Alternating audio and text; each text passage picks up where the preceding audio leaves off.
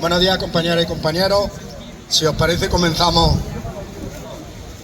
la concentración de hoy. Un lunes más, 22 de abril. Queríamos hablar, ya lo digo como siempre, hablar es por introducir un tema que sea actualidad, que nos interese además, no solo porque sea actualidad. Una cosa es comentar y otra cosa es ver también en nosotros cómo podemos incidir a través de la movilización, a través de cualquier cuestión, cómo podemos incidir en esos temas. No solo nos debemos de convertir en comentaristas de la actualidad, pero sí, por ejemplo, el comentarla da pie a analizarla y a ver cómo se puede contrarrestar si es verdad, si es mentira, y si no es veraz, pues intentar a través de movilización, medios de comunicación, campañas de difusión, lo que sea, pues desmentir las cuestiones que entendemos que no son reales. Y en ese sentido hoy queríamos hablar, había iniciado diciendo que introducir este tema no quiere decir, no hace falta repetirlo, pero introducir este tema no quiere decir que no se pueda sacar aquí cualquier tema de actualidad, principalmente sobre pensiones, sobre los servicios públicos que nos afectan a las personas mayores, pero en fin, cualquier tema que se puede sacar, que cada uno puede hablar, intervenir, sacar cualquier tema que quiera. El hecho de que preparemos, en este caso yo prepare un guión, es por decir, hoy vamos a intentar hablar de esto, pero eso no está cerrado. Hoy queríamos hablar de las noticias, de dos noticias que van en el mismo sentido. Una publicada por el Fondo Monetario Internacional y otra por la Unión Europea. El Fondo Monetario Internacional, en base a unos estudios que hacen sus gabinetes periódicamente, pues se publicó hace 5 o 6 días que el Estado español tendría problemas, que el Estado español tendría problemas para afrontar el gasto en pensiones con las previsiones hacia 2050, porque iba a aumentar con respecto al PIB, iba a aumentar el gasto con respecto al PIB en 3 y pico puntos entre este periodo y 2050. El diagnóstico del Fondo Monetario Internacional era que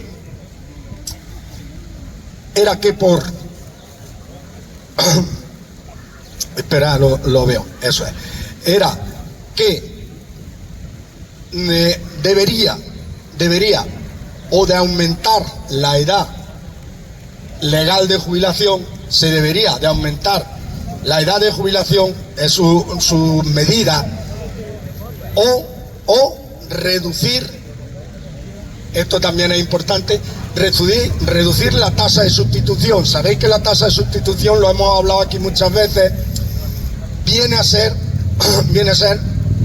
el porcentaje que el cálculo de la primera pensión, la pensión inicial, el porcentaje que representa sobre los últimos salarios. En España anda en un 80 y tantos % la tasa de reposición.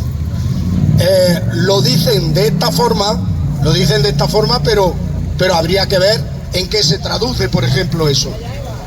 Si se reduce la tasa de reposición, significaría que la primera pensión, la pensión inicial, debería de ser más baja y representar menos porcentaje que lo que representa ahora mismo de media. Están diciendo recortar pensiones. No lo dicen, pero están diciendo o que se aumente la edad de jubilación o que se recorten pensiones. Eso es su recomendación al final del estudio. Contrasta incluso con otros estudios, contrasta esta información incluso con otros estudios del mismo Fondo Monetario Internacional, que lo he recuperado de hace 2 años, porque hace 2 años, en octubre del 22, y he recuperado, me he mirado la persona que lo dijo, el director del Departamento de Asuntos Fiscales del Fondo Monetario Internacional, Vito Gaspar. Decía literalmente: el gasto en pensiones en España no es especialmente preocupante. El aumento hasta 2050 es solo del 6,1% no con respecto al PIB, sino 6,1% hasta 2050 con respecto a lo que ahora supone el gasto. Lejos de, y decía la información, lejos de lo que va a suponer para 2050 en países del entorno como un 36% en Italia o un 29% en Alemania. Eso era del mismo Fondo Monetario Internacional en octubre de 2022. Pues bien, ahora se descuelgan con este informe, que no es nuevo, que no es nueva esta tendencia, que no son nuevas estas predicciones un poco o un mucho alarmistas, que no es nuevo, pero ha coincidido en la semana con otro informe de la Unión Europea, que lo habréis visto también, que analiza las reformas de pensiones. Las reformas de pensiones sabéis que con los compromisos de los planes de transformación y resiliencia, los planes Next Generation, pues el gobierno español cogió unas medidas de reformas que se comprometía a hacer a cambio de la financiación especial de los fondos Next Generation. Esas reformas y esa evaluación de las reformas se ha enviado a la Unión Europea, y la Unión Europea contesta hace poco, bueno, lo publicó el 20 o así, o 19 o 20 de abril, hace unos días, que el aumento del gasto sobre el PIB en el periodo de 2022 a 2070 sería, sobre PIB, sobre Producto Interior Bruto, sería del 3,6%. Y que, por lo tanto, de aquí a 2050 sería necesario en las pensiones hacer un ajuste. Fijaros cuando dice reducción, ajuste, estamos hablando de recortar las pensiones. Sería necesario hacer un ajuste de 12.000 millones de euros. Esa es la evaluación. Pero se olvidan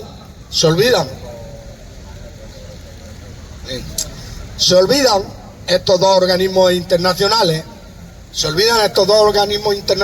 de una cuestión. En España, la reforma de pensiones, la última reforma de pensiones, tenía previsto varias medidas que iban a incidir en el aumento en la recaudación.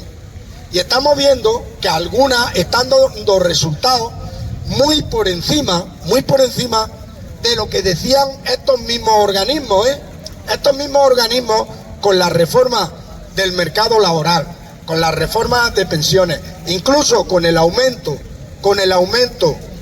de la recaudación por cotizaciones a través del mecanismo de equidad intergeneracional.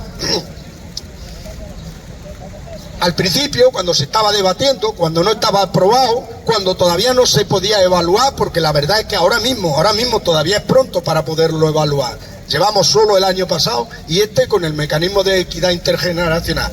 Incluso con otra medida que se implementó, que es la cuota de solidaridad, ahora hablamos si queremos más en detalle. Esa medida entra en vigor en el año 2025, todavía no va a entrar, es difícil de evaluar. Pero se olvidan que sus previsiones, cuando se estaba debatiendo esto, sus previsiones era que iba a ingresar mucho menos, que iba a producir un efecto contrario de pérdida de empleo por la pérdida de competitividad al exigirle a la empresa una superior cotización. Fijaros que ahora mismo esa superior cotización está en un 0,6% la empresa, 0,7% la empresa, 0,15% el trabajador. Bueno, que eso podía suponer pérdida de empleo. Y vemos que luego la realidad, los datos, el resultado económico es que van aumentando los cotizantes día a día. Estamos cerca de 21 millones de personas cotizantes, y el último dato, por ejemplo, es que los ingresos de la Seguridad Social en el año anterior aumentaron solo por el mecanismo de equidad intergeneracional 4.000 millones de euros. Lo previsto para este año, 4.800 millones de euros. Pero es que además, por la sobrecotización, por el aumento de cotización, que no estaba previsto tan alto, han aumentado otros 6.000 millones de euros en el año pasado. Se olvidan de esos datos. Decir una cosa, no es nada nuevo, no es nada nuevo. La Unión Europea, no olvidemos que es una especie de, bueno, pues una especie de club, y además así surgió como un club, luego ha tomado un carácter cada vez un poco más con un poco más de influencia sobre las políticas de cada uno de los estados, pero surgió como un club económico. Y no hay que olvidar quién está detrás de ese club económico y quién está detrás de las directrices que marca ese club económico. Por eso es decir que no es ninguna novedad. Las directrices que han venido siempre desde la Unión Europea era, por ejemplo, en este informe de Bruselas, por ejemplo, era que la reforma de 2011 era mejor, que no era bueno hacer la reforma de pensiones de 2021 y 2023, culminó en 2023. Es más, ahora en este estudio hace una evaluación, ¿cómo sería el gasto? Con la reforma de pensiones de 2011 y cómo va a ser con la reforma de 2023. Y analiza las dos cuestiones fundamentales. Dice que es malo y que va a aumentar el gasto por fijar el mantenimiento del poder adquisitivo de las pensiones con el IPC, y que va a aumentar el gasto por eliminar el factor de sostenibilidad. Y añora la reforma de 2011, que fijaba las pensiones en el 0,25%, la revalorización anual, y fijaba un factor de sostenibilidad que es de haber entrado en vigor, que entraba ahora en vigor el año pasado, me parece, de haber entrado en vigor, suponía un recorte inicial con un algoritmo de fórmula, un recorte inicial en función de la esperanza de vida, un recorte inicial de todas las pensiones. Yo creo que para eso no hay que tener un gabinete muy sesudo para decir, ¿habría menos gasto con la reforma anterior? Claro que sí. Pero ¿qué viene de Bruselas y qué directrices vienen de Bruselas? Que ahora vamos a tener elecciones al Parlamento Europeo, y hay que fijarse en todo, y nos influyen las políticas locales de aquí, de nuestro ayuntamiento, nos influyen las políticas autonómicas, las políticas autonómicas en los servicios públicos que prestan las comunidades autónomas, nos influyen las políticas estatales, pero ojo, también nos influyen a todos las políticas de la Unión Europea. Y es importante que vamos a tener elecciones al Parlamento Europeo, es importante fijarse qué directrices nos vienen y qué políticas serían las que querían algunos partidos de los que se presentan a las elecciones europeas. Estas son las mismas políticas de siempre, esto no es nuevo, como decimos, no es nuevo, pero ¿qué Europa queremos? ¿Esa es la Europa que quieren ellos? ¿La Europa que aconseja recortes? ¿O la Europa social? La Europa social a la que nosotros aquí, los movimientos de pensiones a nivel del Estado español, le hemos dado vuelta, le dimos vuelta.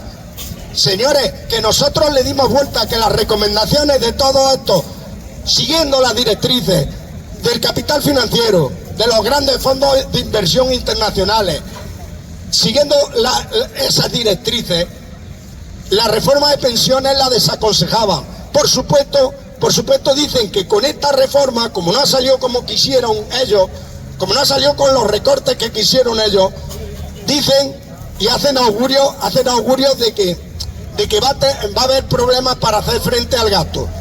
¿Y qué le hicimos nosotros los movimientos de pensionistas? Los movimientos de pensionistas, estas dos cuestiones fundamentales que no querían que se cambiaran, que no estaban en la ley, se cambiaron, y las pensiones se revalorizan con el IPC por las movilizaciones.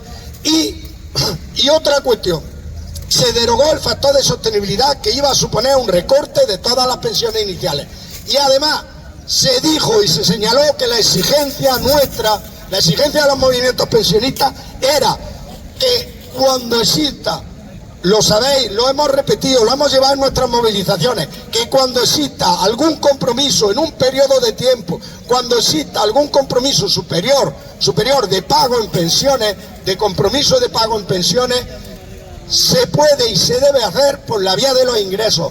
Y en la reforma aprobada en marzo de 2023 se aprobó en esa dirección. Es importante fijar eso. Decir, ¿qué Europa es la que queremos? ¿Qué sostenibilidad de pensiones también es la que queremos?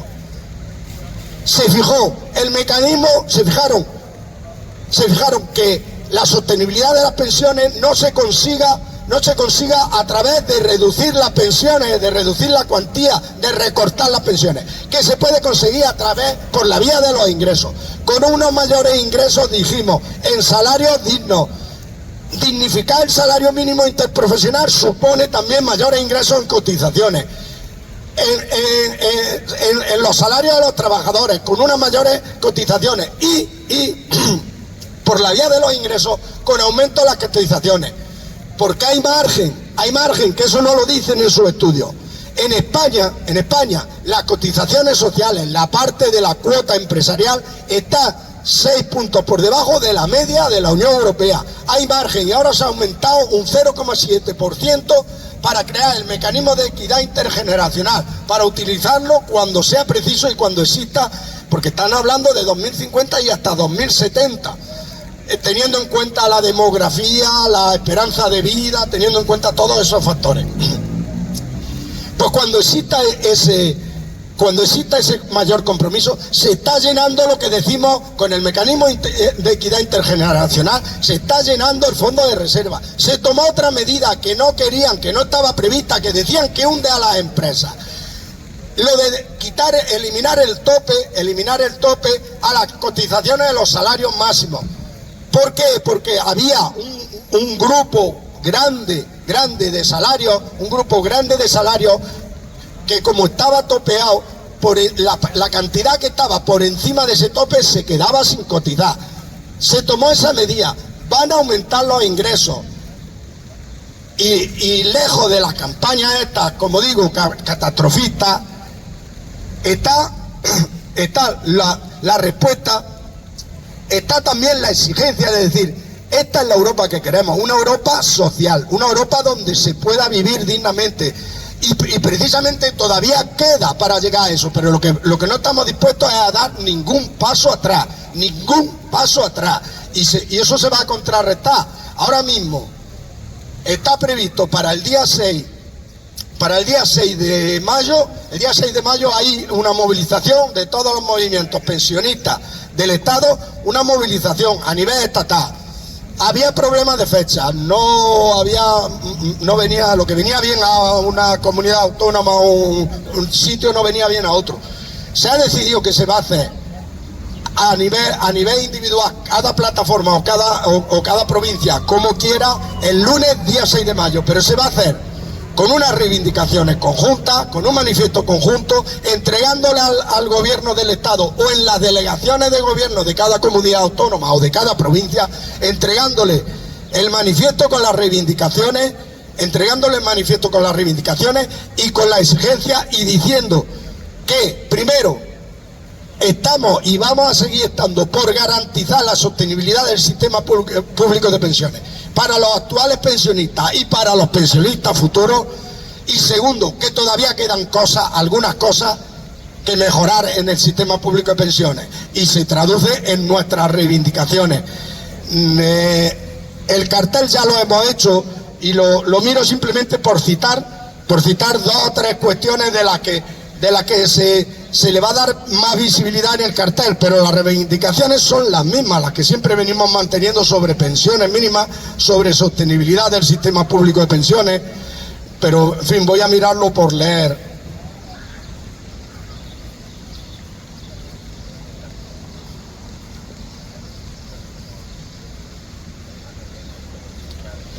Sí, pues se dice: pensión mínima suficiente, 60% del salario mínimo. Acabar con la brecha de género en pensiones. Auditoría de las cuentas de la Seguridad Social.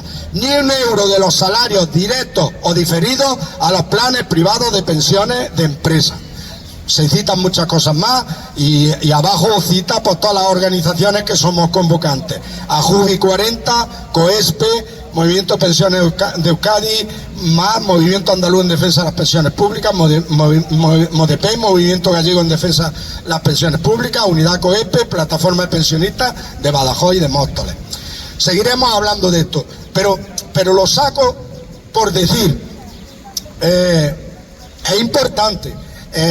Alguien también podría pensar, bueno, esto es el día de la marmota, no salimos nunca, parece que todos los días estamos reviviendo lo mismo. Por eso también lo de las reivindicaciones nos sonará también, bueno, si son siempre las mismas, claro que son siempre las mismas, en la medida que no se han conseguido las vamos a seguir reivindicando, y sobre todo lo de la sostenibilidad. Parece el día de la marmota, pero no lo es, y nos marca la necesidad de que esta lucha siga, porque la sostenibilidad del sistema público de pensiones siempre intenta ponerla en duda, poner en duda que sea sostenible, con ese objetivo que decimos de quienes dictan las directrices de las políticas, los partidos más conservadores, los partidos liberales, de quienes dictan las políticas de la Unión Europea, siguiendo con el objetivo que tienen, por ejemplo, para muchos países, pero entre otros, ahora hablamos de nosotros, de España, y ellos tienen un objetivo, fijaros que dicen, reducir la tasa de reposición. Tienen un modelo y querrían un modelo porque el sistema público de pensiones en España mueve 170.000 millones de euros. Y son 170.000 millones de euros que los recauda el Estado, los distribuye el Estado y no pasan por ellos. Y tienen un modelo como el que ya existe en algunos países. Los sistemas públicos de pensiones de los países de la Unión Europea no son homogéneos, cada uno tiene sus variaciones y todo, pero hay algunos países que para estos economistas y para estos como digo, dirigentes de la Unión Europea serían los ideales. Sistemas, por ejemplo, como el del Reino Unido, sistemas, por ejemplo, como el de Holanda, con un componente de pensiones públicas de subsistencia, como si dijésemos el 60% de los ingresos de lo que ahora, por ejemplo, son las pensiones públicas en España, sería el objetivo para ellos. Que el 60% de los ingresos proviniera de la pensión pública. Y que eso se complementase incluso con dos capas más. Se complementase con las pensiones privadas de empresas y se complementase con los planes individuales. En estos países, muchos pensionistas, su pensión se compone de estos tres, pero su pensión pública es de subsistencia solo. Están las pensiones de la privada de empresa y los planes privados. Pero pasa una cosa, que es la que nos dice. Las pensiones privadas de empresa, salvo en empresas potentes y fuertes donde exista una aportación fuerte de la empresa, si la aportación de la empresa es escasa y la del trabajador también es escasa porque no puede ser grande, la pensión que luego se recibe es muy escasa. Aquí en España tenemos ejemplos, Aquí en España hay algunas empresas que hicieron hace ya tiempo sus planes privados de empresa con aportación de la empresa y aportación del trabajador. Ya hay trabajadores jubilados recibiendo ese tipo de pensiones. Y hay algunos, a mí me envió uno, su plan incluso con toda la desglosado todas las mensualidades y en los años lo que iba a recibir, y está recibiendo de su plan privado de empresa, está recibiendo 100 euros cada mes. 100 euros cada mes. ¿Vosotros creéis que deberíamos de fiar a los planes privados de empresas, deberíamos de fiar la pensión y la subsistencia de una familia cuando se tenga que jubilar? Para que no sea esos 100 euros al mes, las aportaciones tendrían que ser exageradas, las que no podemos. Y luego la otra pata, la de los planes privados. En España llevan funcionando muchísimo tiempo los planes privados de pensiones. A la gente que hoy en día está recibiendo también, hay algunos que lo reciben en forma de una sola vez, hay otros que lo están recibiendo mes a mes. Le supone pizca más o menos lo que estamos hablando, salvo que tú hayas podido ir haciendo cada año una aportación de 8 o 9.000 euros al año. Si tú has podido ir haciendo una aportación de 8 o 9.000 euros al año, va a suponer algo más. Pero si tu aportación ha sido baja, ¿qué creemos? ¿Que va a ser como la pensión pública? No hay nada que garantice mejor unas condiciones de vida dignas que las pensiones públicas, que la garantía del sistema de reparto, del sistema de solidaridad, del sistema sostenido por el Estado. Y nos quieren convencer de lo contrario. Y esto es el día de la marmota, pero nosotros vamos a seguir aquí. Y es lo que nos da motivos para seguir aquí, con la sostenibilidad y defendiendo la sostenibilidad del sistema público de pensiones. Y defendiendo que no se haga ninguna reforma que suponga un paso atrás. Y aún así, defendiendo también que se mejoren las cuestiones de pensiones mínimas de miseria, las cuestiones que vemos insuficientes. Porque un Estado social de derecho tiene que ser eso, un Estado que garantiza una vida con dignidad para todas las personas.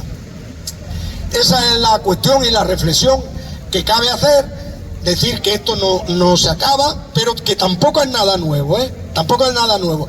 Y muchas partes de estos informes, pues está claro que son sesgados, está claro que son interesados y que se contrarrestan fácilmente también con otras cifras, Eso en esta materia, si queréis, dejamos un turno de palabra y si no, pues luego hablamos un poco también de la cuestión de la sanidad, de cómo estamos, porque esto no termina de cambiar. Si quiere alguien palabras sobre este tema, ¿alguien?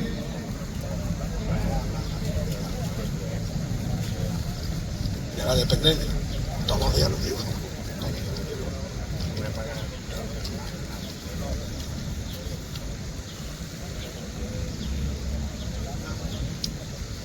Bueno, sobre esto, una cuestión que tenía aquí anotada y se me ha olvidado. Olvidan también que la reforma de pensiones de marzo de 2023, cuando creaba los mecanismos para aumento de los ingresos de la seguridad social, creaba también un mecanismo de control, de evaluación y control, que comienza a partir de 2025 y dice que cada 3 años la IREF, es el organismo que le ha encargado ese control, evaluará si va existiendo alguna desviación y propondrá medidas que corrijan bien el gasto o bien los ingresos. Aquí llegamos a donde yo estaba hablando antes. Es que España no tiene un gasto excesivo en pensiones con respecto a su Producto Interior Bruto. Las empresas no tienen un gasto excesivo en cotizaciones sociales con respecto a la media de la Unión Europea. Entonces, las medidas que se puedan tomar para corregir cualquier desviación de aumento del gasto en pensiones se pueden hacer por la vía de reducción de las pensiones o por la vía del aumento de los ingresos. Y ese mecanismo que digo que recoge la reforma de pensiones de 2023 dice que la IREF propondrá al gobierno, a través de la Comisión del Pacto de Toledo, la IREF propondrá al gobierno medidas correctoras, bien por la vía de aumentar los ingresos, bien por la vía de la reducción del gasto. Entonces, no se fijan nunca en los ingresos. Es más, sobre la medida de los ingresos, estos informes de la Unión Europea, del FMI, cuando se habla de la vía de los ingresos, enseguida intentan meter el miedo de decir, es que por la vía de los ingresos tiene un efecto negativo, puede tener un efecto negativo en el empleo, porque las empresas si tienen que cotizar más. Aquí vemos que todas esas predicciones están fallando. Ya la hacían cuando la reforma laboral, ya la hacían cuando el aumento del salario mínimo interprofesional. Han pasado ya 3 o 4 años y aumentan los cotizantes, aumentan los empleados, no se han hundido las empresas. Entonces siempre van a seguir metiendo el miedo y decir, no, por la vía del aumento de los ingresos no, que sea por la de reducir las pensiones. Y para eso estamos nosotros aquí, y para eso está la sociedad española, para eso están los trabajadores, los activos, los jubilados, para eso están todos, para defender lo suyo, sus cotizaciones y su derecho al futuro con unas pensiones dignas. Para eso estamos. Bueno, me lo había dejado y quería remarcarlo. Y luego, pues, otra cuestión con respecto a la sanidad. el gobierno de España, a través del Ministerio de Sanidad, ha publicado las listas que, eso como es su misión, hacerlo. Las comunidades autónomas le tienen que enviar periódicamente datos sobre la sanidad, entre ellos las listas de espera, y ya ha cerrado el Ministerio de Sanidad los datos de todas las comunidades autónomas de España, y resulta que con respecto al año 2022, en Andalucía hay 205.000 personas en lista de espera quirúrgica. Ha aumentado un 38% con respecto a 2022. La media de demora para intervenciones quirúrgicas se cifra en 174 días, 40 días más que en diciembre de 2022. El 38% de esas 205.000 personas en lista de espera quirúrgica, lleva más de 6 meses esperando, el 38%. Fijaros, cercano a la mitad, lleva más de 6 meses esperando, por lo tanto, fuera del decreto y de la ley de plazo, fuera de los mínimos de la ley de plazo. Y las listas de espera para especialistas se cifran en 873.000 personas. Esa es la fotografía de la sanidad pública andaluza. Ojo, estos son con datos que las comunidades autónomas envían, al Ministerio de Sanidad, Esa es la fotografía. Lejos de mejorar, con respecto a 2022, lo que ha hecho es empeorar. Ante esto, respuesta del gobierno de Moreno Bonilla y de la consejera de Salud, Catalina García, la habréis visto también en prensa. Dice, esos datos ya no son reales, ya han mejorado. En estos últimos meses hemos rebajado, con nuestro plan de choque hemos rebajado 5.000 personas la lista de espera quirúrgica. Ya con nuestro plan de choque ya esos datos no son reales. No se les ocurre otra respuesta. Fijaros como hablábamos el otro día aquí, como primero, lejos de ser esto realidad, ahora voy a decir una medida o una forma con la que se han podido dar esos 5.000 de menos, que me lo ha comentado el compañero Marco Joda. Ahora lo voy a decir, pero también voy a decir otra. Aunque fuesen ciertos esos datos, eso no denota nada más que siempre vamos a seguir dependiendo de que se haga un plan de choque para otorgarle todo el dinero y todo el aumento de gasto en sanidad a las clínicas y a las empresas de la medicina privada, porque en el momento que remite ese plan de choque, lo que hacen es aumentar la lista de espera otra vez. Entonces siempre va a existir la necesidad de ese plan y de esa derivación del dinero público, del dinero que se aumenta en el presupuesto, que es cierto que en los presupuestos de este año hay más dinero para la sanidad, pero ¿dónde se está yendo? A esos planes de choque que no nos va a sacar nunca del bucle de depender de darle contratos y derivaciones a la sanidad, porque si no fortalecemos el sistema sanitario público andaluz con profesionales, con medios, nunca va a cambiar. Y hay medios, y lo saben los hospitales, muchos hospitales con medios, sobre todo materiales, los que no hay en los humanos porque no quieren los medios materiales. Hay muchos hospitales que a las 3 de la tarde se cierran la mayoría de los departamentos, la mayoría de las pruebas. Se puede trabajar por la tarde, no hay por qué trabajar en la medicina privada. Se puede trabajar con profesionales, y lo hemos dicho muchas veces, los profesionales se fidelizan, los profesionales se les paga, porque si hay profesionales para hospitales, para abrir un hospital privado, ese profesional alguien va a operar en ese hospital privado. ¿Por qué no está en la sanidad pública? Porque no le has dado condiciones dignas, porque no le has dado contratación estable, porque no le han dado una serie de condiciones. Pero pueden estar trabajando en la sanidad pública y pueden estar trabajando con los medios públicos, y tendríamos un sistema sanitario mucho mejor dotado y una atención a los usuarios mucho mejor.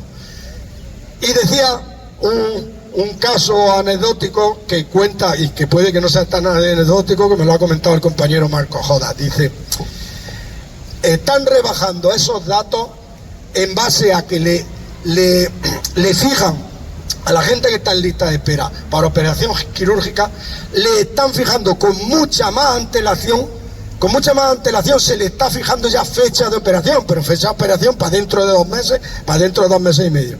Y en el mismo momento que ya se le fija la fecha de operación, lo sacan de la lista de espera. Ya está en espera de operación, ya no está en lista de espera. Por eso decía, se maquillan los datos, pero había dicho antes, aunque fuesen ciertos, es que ese no es el sistema. Es que hay sistema y se puede hacer. No es decir que no se puede hacer, es mentira que no se puede hacer, es mentira, que no nos digan más que no hay, que no nos digan más que no se puede, sí se puede hacer. Ellos lo que quieren es decir que meternos en ese callejón sin salida, de que no hay otra forma, pero sí la hay, sí la hay. Bueno, eso es lo que quería decir. Ahora después, si acaso, comentar algunas cosillas más, y si alguien quiere intervenir, Antonio dice que quiere.